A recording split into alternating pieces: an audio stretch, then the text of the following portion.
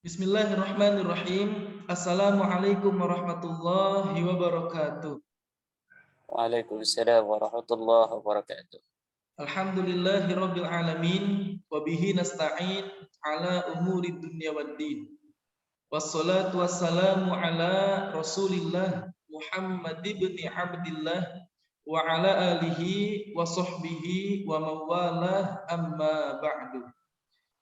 Maka segala puja dan puji teruntuk Allah, salawat dan salam teruntuk Rasulullah Sallallahu Alaihi Wasallam. Pemirsa Islam Aktual TV yang berbahagia, dimanapun Anda berada, semoga senantiasa Allah limpahkan kesehatan dan kesentosaan fid dini wa dunya wal akhirah. Amin ya rabbal alamin. Kembali lagi bersama dengan saya Riko Aji Dharma selaku host yang akan memandu diskusi kita pada kesempatan kali ini, yang juga pada kesempatan kali ini kita akan ditemani langsung oleh ulama dan budayawan dari Banten, Kiai Al-Haj Imaduddin Usman. Alhamdulillah beliau tengah hadir di tengah-tengah kita semua, tepatnya pada Zoom Cloud Meeting ini. Alhamdulillah, bagaimana Pak Yai kabarnya? Alhamdulillah sehat. Alhamdulillah. Langsung kepada diskusi kita pada hari ini, ada beberapa pertanyaan-pertanyaan yang terus bermunculan seiring berjalannya waktu terkait beberapa kejadian-kejadian, peristiwa-peristiwa yang juga merupakan kegaduhan-kegaduhan yang terjadi di tengah-tengah masyarakat kita ini, Pak Yaya. Di sisi lain, ternyata peristiwa-peristiwa tersebut, kegaduhan-kegaduhan yang terjadi di tengah masyarakat kita tersebut, ada beberapa kegaduhan bahkan banyak sekali yang itu terjadi berkaitan terhadap ulama-ulama kita sendiri, Pak Yai. Lantas bagaimana menurut Pak Yai sendiri definisi dan kedudukan ulama dalam Islam? Di sisi lain, seharusnya memang ulama itu yang memberikan solusi kepada masyarakat ketika terjadi berbagai peristiwa dan kegaduhan di tengah-tengah masyarakat, Pak Yai. Mungkin Pak Yai bisa menanggapi dan memberikan jawaban saya. Baik. Assalamualaikum warahmatullahi wabarakatuh. Waalaikumsalam warahmatullahi wabarakatuh. Alhamdulillahil malikil hakim. Al-jawadil karimil azizir rahim. والطريق إليه واضح للقاصدين والدليل عليه لائح للناظرين والصلاة والسلام على رسول الله سيدنا محمد بن عبد الله الذي ولد في مكة المكرمة ودفن بالمدينة المنورة لا نبي بعده يا حي يا قيوم يا حنان يا منان يا ديان يا سلطان يا ذا الجلال والإكرام أما بعد. Maka terkait dengan permasalahan yang kita bicarakan pada hari ini tentang ulama, di dalam epistemologi Islam, ulama memiliki posisi yang sangat tinggi dan strategis. Ulama adalah pewaris para nabi yang dilansir oleh Rasulullah Muhammad sallallahu alaihi wasallam di dalam hadisnya, al-ulama warasatul anbiya. Ulama adalah para pewaris para nabi. Setidaknya ada beberapa tugas penting para ulama. Yang pertama adalah bagaimana ulama mempunyai responsibility terhadap bagaimana agar umat Islam tetap berada dalam sirkuit ajaran Allah dan ajaran Rasulullah Muhammad sallallahu alaihi wasallam. Yang kedua adalah bagaimana ulama sebagai pewaris para nabi dapat terus mengajak umat untuk meningkatkan iman, untuk beribadah kepada Allah Subhanahu wa taala, mengerjakan seluruh perintah-perintah Allah dan meninggalkan seluruh larangan-larangannya. Yang ketiga adalah bagaimana ulama dapat menjawab permasalahan-permasalahan umat. Seiring berjalannya modernitas di tengah-tengah masyarakat, banyak permasalahan-permasalahan yang baru yang mungkin tidak dapat ditemukan di dalam khazanah kitab-kitab masa lalu, di dalam khazanah-khazanah ulama-ulama yang telah mendarma baktikan badlul wus'i untuk menemukan jawaban-jawaban hukum tentang masalah yang mereka hadapi. Sebagian dari apa yang mereka catat di dalam kitab-kitab mereka bisa kita kiaskan dengan masalah-masalah yang kita hadapi pada hari ini. Namun juga banyak masalah-masalah yang muncul pada hari-hari ini yang selain tidak dapat kita temukan jawabannya di dalam Al-Quran dan Al-Hadis, juga secara sharih, juga kita tidak bisa menemukannya di dalam kitab-kitab para ulama. Oleh karena itu, ulama-ulama hari ini harus mampu beristimbat kepada Al-Quran dan Al-Hadis dengan manhaj istimbat yang diajarkan oleh para ulama untuk dapat menjawab permasalahan-permasalahan umat yang dihadapi. Al-Quran banyak sekali berbicara tentang orang-orang yang berilmu. Bagaimana keutamaan ulama. Allah Subhanahu wa taala katakan, A'udzu billahi minasyaitonir rajim. Yarfa'illahu alladhina amanu minkum walladhina utul ilma darajat. Allah akan mengangkat orang-orang yang beriman di antara kalian dan orang-orang yang berilmu beberapa derajat. Allah juga katakan di dalam Al-Quran, innama yakhshallaha min ibadihil ulama. Orang-orang yang takut kepadanya dari hamba-hambanya hanyalah ulama. Dalam ayat yang lain Allah katakan, syahidallahu annahu la ilaha illa huwa wal malaikatu wa ulul ilm. Allah lah yang dapat bersaksi bahwa tidak ada Tuhan selain Allah. Kemudian malaikat Allah lah yang bisa bersaksi bahwa tiada Tuhan selain Allah. Dan yang ketiga adalah orang-orang yang berilmu yang dapat bersaksi bahwa tiada Tuhan selain Allah. Dari 3 ayat Al-Quran tadi saja kita telah menemukan betapa posisi ulama di dalam agama Islam begitu tinggi.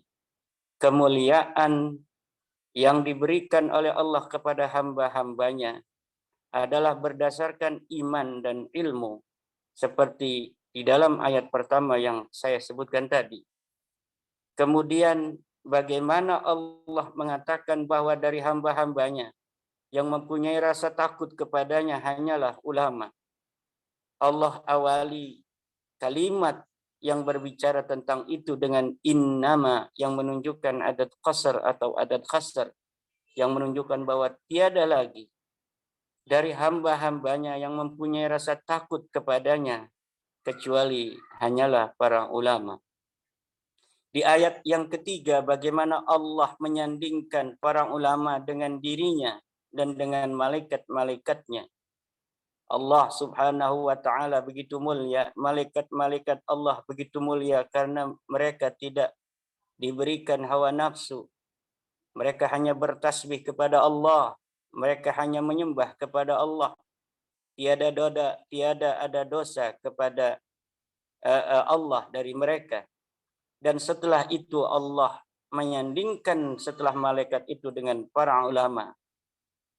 Seakan-akan Allah mengatakan, dari hamba-hambaku yang ada di dunia ini, tentunya para nabi termasuk di dalamnya dalam ayat itu, bahwa ulamalah yang memiliki kedudukan tertinggi setelah Allah, malaikat, dan hamba-hambanya yang berilmu.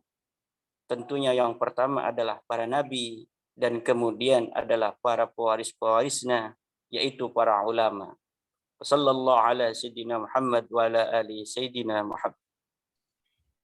Baik Pak Yai, begini, Jadi saya mewakili masyarakat-masyarakat kita yang saat ini mungkin agak sedikit bingung membedakan mana yang sebenarnya memang orang itu adalah ulama dan juga mana yang hanya sekedar menjabat sebagai gelar ulama-ulamaan, Pak Yai. Adakah cara, Pak Yai, yang bisa kita miliki agar kita dapat mengetahui mana ulama yang benar dan juga mana ya ulama yang sekedar ulama-ulamaan saja, Pak Yai? Dan mana di antara mereka sebenarnya yang bisa dimintai fatwa hukum? Itu yang ingin saya pertanyakan berikutnya, Pak. Untuk mengetahui ulama itu mana yang ulama benar, mana ulama yang bukan, gak usah sibuk-sibuk. Kita tinggal bawa kitab Al-Muhadzab, hadapkan di hadapan dia, lalu suruh baca. Kalau dia bisa baca kitab Muhadzab, kitab kuning itu, kitab gundul, maka dia ulama. Kalau dia tidak bisa baca kitab kuning, dia tidak bisa baca kitab Al-Muhadzab, maka dia bukan ulama. Jadi kita dalam masalah ulama jangan melihat apakah dia banyak penggemarnya ketika berceramah, apakah dia bisa membuat orang menangis ketika dia memberikan sebuah mau'idhah, apakah dia bisa membuat orang bersemangat. Itu bukan termasuk dalam definisi ulama atau belum termasuk dalam definisi ulama. Kecuali dapat dibuktikan dengan keilmuannya di dalam Al-Quran, Al-Hadis, dan bagaimana dapat memahami Al-Quran dan Al-Hadis. Al-Quran itu berbahasa Arab, Al-Hadis berbahasa Arab. Bagaimana kita dapat mengistimbat hukum dari Al-Quran dan Al-Hadis? Maka kita harus bisa berbahasa Arab. Bagaimana orang bisa diketahui bisa berbahasa Arab? Bukan ngomong Arab. Kalau ngomong Arab, bayi-bayi di Arab semua bisa ngomong Arab. Tapi mengetahui kedudukan dari kalimat-kalimat yang dia katakan dan rahasia-rahasia yang tersembunyi di dalamnya. Dan itu ada di dalam kitab Nahwu, ilmu sharaf, ilmu balaghah. Kalau orang sudah bisa membaca kitab kuning, itu tentu pasti dia sudah bisa untuk mempelajari atau memahami ilmu nahwu, ilmu sharaf, dan ilmu balaghah. Kalau sekedar membaca cukup ilmu nahwu dan ilmu sharaf. Tapi untuk memahami dengan pemahaman yang sempurna, maka dia harus mempelajari ilmu balaghah, ilmu ma'ani, dan ilmu bayan. Ditambah fadal ilmu badi'. Nah, ketika seseorang itu sudah mampu untuk membaca kitab kuning, yaitu kitab yang gundul.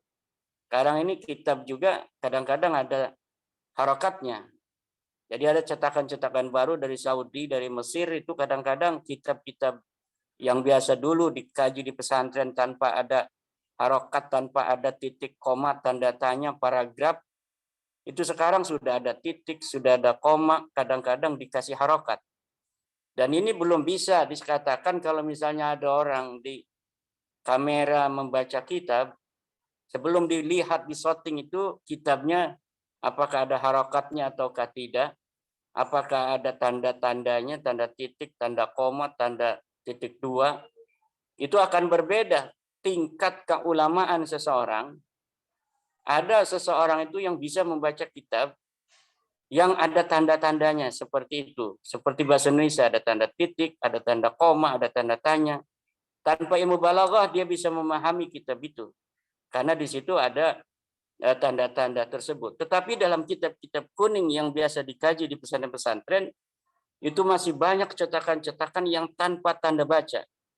Selain tidak ada harokat, tidak ada juga tanda baca. Tidak ada titik, tidak ada koma, tidak ada tanda tanya, tidak ada paragraf. Tetapi ulama-ulama di pesantren mampu memahaminya. Karena mereka sudah tawafur, sudah sempurna dalam memahami ilmu nahwu, ilmu sharaf, dan ilmu balaghah. Dan inilah standar ulama yang harus dimiliki dia yang bergelar atau digelari oleh orang sebagai ulama. Tanpa persyaratan pertama ini, maka keulamaannya ditolak. Dia tidak boleh berfatwa. Dia tidak boleh bicara tentang agama kecuali hanya menukil. Walaupun dia hafal hadis. walaupun dia hafal Al-Quran. Sebelum dia bisa membaca kitab kun yang tidak ada harakatnya, yang tidak ada tanda bacanya, kemudian dia memahami dengan benar, maka dia belum pantas untuk disebut sebagai seorang ulama. Nah, sekarang ini orang banyak yang salah kaprah. Kadang-kadang orang yang berceramah banyak yang mendengarkan, itu disebut ulama. Kemudian dia juga tidak rumasa, kalau bahasa orang Banten, berfatwa hukum di depan ulama, berfatwa hukum di depan masyarakat tanpa memiliki kriteria ilmiah secara epistemologis yang dia kuasai dari berbagai macam tingkatan ilmu untuk bisa beristimbat. Kadang-kadang juga menyalahkan ulama-ulama yang benar gitu. Nah, ini yang saya kira menjadi masalah kita di hari-hari ini. Sallallahu alaihi Muhammad. Lalu Pak Yai, kenapa akhir-akhir ini seringkali dan juga banyak peristiwa-peristiwa kegaduhan di tengah-tengah masyarakat kita, yang mana kegaduhan tersebut juga berkaitan terhadap ulama Pak Yai? Ya itu karena ada orang yang bukan ulama mengaku ulama. Atau orang yang bukan ulama, dia tidak mengaku ulama karena media ini punya kepentingan, maka menggelari orang tersebut sebagai ulama. Hari ini Sugi Nur Abu Janda aja disebut ulama. Pengusaha Yusuf Martak juga jadi ulama. Haikal Hasan juga jadi ulama. Ya ini jadi kita rancu. Sebenarnya ulama-ulama itu bagaimana? Kadang-kadang karena dia tidak memiliki tartibul ulum ad-diniyah, dari mulai ilmu syariat, ilmu tasawuf, thariqah, dan hakikat, akhirnya yang dia katakan hanya logika-logika. Ya logikanya orang bodoh dengan logika orang alim itu berbeda. Ada innama yakhsallaha min ibadihil ulama. Semakin dia itu mempunyai ilmu yang tinggi, maka semakin rasa takutnya tinggi.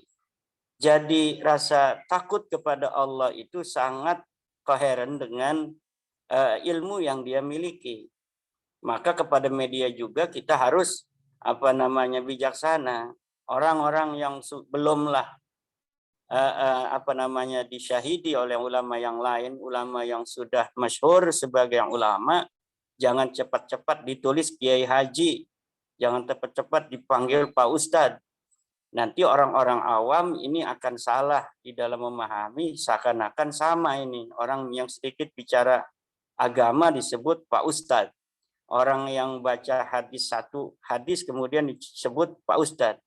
Nah, kemudian pada saat dia bertentangan dengan ulama-ulama yang rasyih, akhirnya masyarakat ini memilih ulama-ulama yang hanya memahami satu ayat dan satu hadis itu. Karena orang awam itu tidak bisa membedakan dengan benar mana yang sebenarnya ulama dan mana yang sebenarnya orang yang belum pantas untuk berpredikat sebagai ulama. Nah, di dalam ulama-ulama sendiri sebenarnya saling memahami mana ulama yang sudah pada derajat level sekian dan mana ulama yang baru dalam level derajat sekian. Itu ulama yang lebih tinggi martabat ilmunya karena ketekunannya kepada ilmiah, kemudian dia diberikan oleh Allah ilman wahbiyan yang begitu tinggi dan begitu besar, akan mengetahui derajat-derajat keulamaan yang di bawahnya. Tapi yang ulama-ulama itu biasanya tidak terlalu menzahirkan tobakat di antara mereka karena rasa tawadhu dan saling harga menghargai. Ini pun saya katakan mudah-mudahan saja ada manfaatnya untuk mengurangi kegaduhan-kegaduhan yang kadang-kadang terkait dengan nama ulama, agar kita semua memahami siapa sih sebenarnya yang disebut ulama-ulama yang hakikian itu, atau apakah kegaduhan ini hanya oleh orang-orang yang disebut ulama tapi sebenarnya dia bukanlah ulama. Sallallahu alaihi Muhammad. Sebelum dialog ini ditutup Pak Yai, adakah pesan yang ingin Pak Yai sampaikan terkait ulama untuk dicerna oleh masyarakat kita sehingga masyarakat kita benar-benar memahami apa itu sebenarnya. Ya, kepada masyarakat ya saya menghimbau ya kepada masyarakat untuk ketika ingin mencari jawaban suatu masalah tentang hukum Islam itu jangan bertanya atau melihat bagaimana pendapat ulama-ulama yang ada di YouTube ya. Ini seperti YouTube saya ini jangan dijadikan patokan utama sebelum bertanya kepada kiai dan ulama yang ada di kampungnya. Kiai yang hikmah kepada masyarakat di kampung itu yang harus pertama kali ditanya. Kiai yang ngajarin Safinatun Najah, Fathul Qarib di musola-musola, jamiahan-jamiahan, tanya kepada mereka dulu. Jangan lihat apa yang disebutkan di YouTube. Atau sekarang orang-orang tua juga masyarakat banyak yang pakai Android, pakai WA, pakai Facebook. Ini kadang-kadang mudah untuk dibodohi dengan berita-berita hoak dan sebagainya. Maka yang paling selamat pada masyarakat adalah ketika kita ingin bertanya tentang hal yang berkaitan tentang agama, tanya yang ngaji Fathul Qarib di musolahnya. Insya Allah dia ala hudan min rabbihi. Karena ketika dia sudah bisa baca Fathul Qarib di musola itu berarti dia sudah mesantren. Dan orang yang mesantren itu di pesantrennya riyadhah. Dia mujahadatun nafsi. Tidak hanya ilmiah, rasional, tetapi juga hati spiritualnya sudah terasah. Ketika dia memberi jawaban, dia akan memberi jawaban bukan hanya apa yang seharusnya dijawab, tapi apa yang penting untuk dijawab. Kadang-kadang ada hukum yang tidak bisa disebutkan karena apabila disebutkan itu akan berakibat yang tidak baik untuk masyarakat. Bukan kitmanul ilmi, tetapi antara ijtihad dan fatwa itu memang berbeda. Kalau ijtihad dan istinbat itu bagaimana menggali hakikat ilmu yang ada di dalam Al-Quran dan hadis. Tapi kalau fatwa selain itu juga harus memperhatikan kondisi munasabah daripada kondisi pribadi yang bertanya, sosial, kemasyarakatan, dan lain sebagainya. Jadi untuk masyarakat, sekali lagi saya ulang, apabila bertanya agama, ikuti kiai-kiai kampung kalian, kiai kampung Anda yang khidmah kepada masyarakat. Di kampung-kampung itu ada musola, ada pesantren, ada majlis ta'lim. Mereka lah tempat bertanya yang pas dalam masalah agama. Ikuti saja kemana mereka, insya Allah, maka mereka akan tetap berada ala hudan min rabbihi. Wassallallahu ala sayyidina Muhammad wa ala alihi wa sahbihi wasallam. Baik Pak Yai, terima kasih atas waktu dan juga kesempatannya sehingga kita dapat berdiskusi untuk menanggapi peristiwa-peristiwa yang terjadi, kegaduhan-kegaduhan yang terjadi di tengah-tengah masyarakat Indonesia ini. Kepada pemirsa Islam Aktual TV yang dimanapun Anda semua berada, semoga kita semua menjadi manusia masyarakat Indonesia yang juga dapat mencerna suatu kejadian, suatu peristiwa dengan sebaik-baiknya, dengan jalan yang tepat, yaitu salah satunya dengan cara bertanya kepada ulama yang benar-benar ulama. Sebagaimana yang tadi telah disampaikan oleh Pak Yai sendiri. Terima kasih Pak Yai atas waktunya. Sama-sama. Nah, sekian dari saya pribadi. Wallahul muwaffiq ila ma yuhibbu wa yardah. Wassalamualaikum warahmatullahi wabarakatuh.